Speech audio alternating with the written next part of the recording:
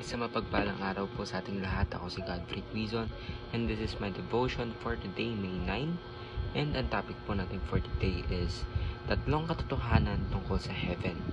Ang ating scripture po for today is Philippians chapter 3 verse 20. Basahin ko po. But our citizenship is in heaven, and we eagerly await a Savior from there, the Lord Jesus Christ. So, sinulat po ito ni Apostol Pablo sa mga Philippians. Kasi sila po ay Romano, yung kanilang nationality. Pero sinasabi po dito ng ating Panginoon ni Apostol Pablo na hindi na po tayo magiging Romano, hindi na tayo Filipino, kundi ang ating citizenship is in heaven. So, ano po ba yung heaven? So, heaven daw po is the place where God most fully reveals His glorious presence. It is the home of God, the dwelling place of angels, and the spirit of the redeemed saints, where worship is unceasing and joy is full. Yet heaven is not our final home, but a temporary dwelling of believers awaiting the resurrection. The final destiny of Christians is a renewed creation where God dwells with His people bodily and His will is perfectly done.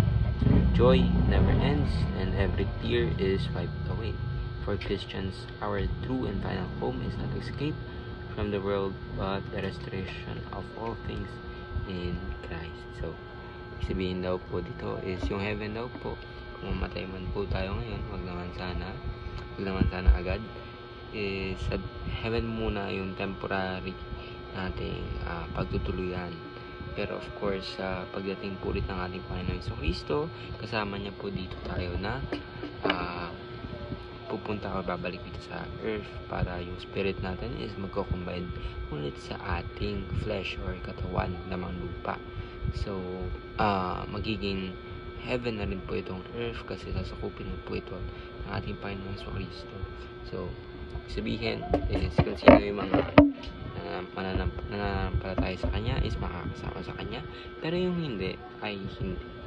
So, that is why kailangan talaga natin po na palalimin ng ating relationship sa ating Panginoon, and of course to repent and be baptized in the name of our Lord and Savior Jesus Christ.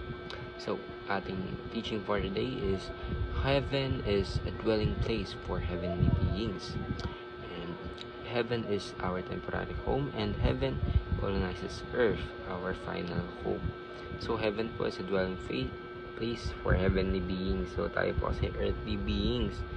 Ibig sabihin, dito po tayo pinanganak sa mundo, and of course, ginawa po ni God tong earth para po sa atin, sa ating mga tao. So, that is why dito po tayo mananalagi after po sakupin ng ating Panginoon ang mundo.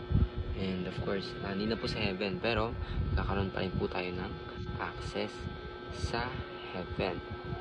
So, application is set your mind on the renewed creation. Heavenize everything God entrusted you. Offer all activities as acts of worship. So, ayun lang po. Ako si Godfrey Quizon and this is my devotion for today, May 9. And sana po ay marami kayong natutunan. Ayun lang po.